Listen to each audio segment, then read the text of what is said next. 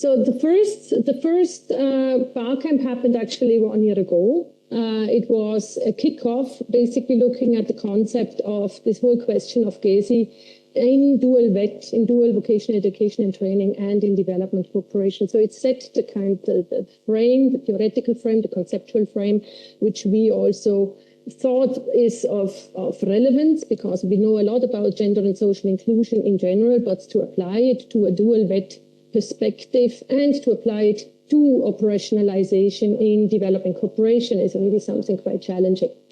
So I think that was the first BarCamp, which also had some small couch sessions, which you also will participate in the late part of this BarCamp. So you will also see how this worked.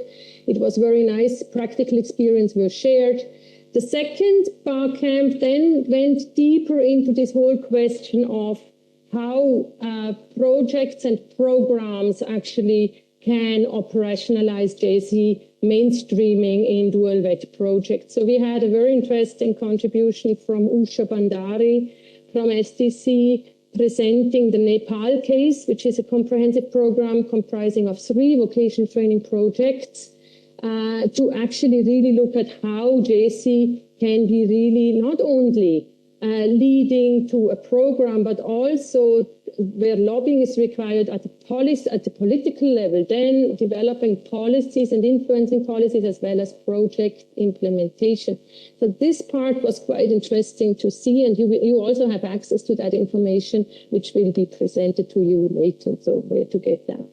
We also felt it was really important to look, obviously, when we look at dual VET, also at the business sector, and how diversity trend and current efforts in the private sector towards more diversity and inclusive workplace practices can be possible enablers for GESI in development creation.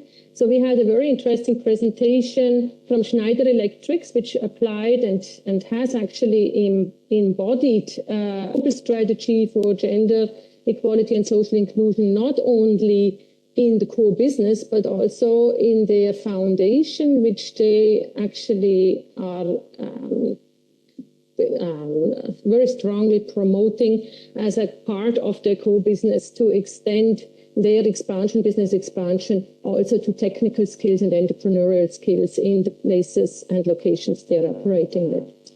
So there we talked about business cases, we talked about the whole question of awareness and capacity building in enterprises. We also felt it's really important to discuss the whole complexity of gender equality and social inclusion. It's not easy because we talk about a heterogeneity, which is really difficult to operationalize, to address in development cooperation. So we also looked at the complexity and the need-based solutions for each of the target groups, looking at intersectionality, multiple forms of discrimination and barriers which specific group face when being approached. So also this is really important to have sensitive approaches, bringing partners, expert groups and experts, knowing these particular disadvantaged groups is really important when designing and implementing projects. So here we had Christine Hoffmann presenting a tool, a global tool presented by the ILO, and also Thomas Trümper from GIZ has actually presented the GIZ perspective towards disability inclusion as a global program to advance and mainstream disability and social inclusion within GIZ projects as a global strategy. Today, as you can see, it's obviously about measuring. And I think that's also a very important part, to look at how gender equality and social inclusion can be measured. We know at this point, we look at disaggregated data, they give us a certain picture between women and men, but not necessarily much more. And whether there was a transformative progress through dVET or employment interventions is usually quite vague.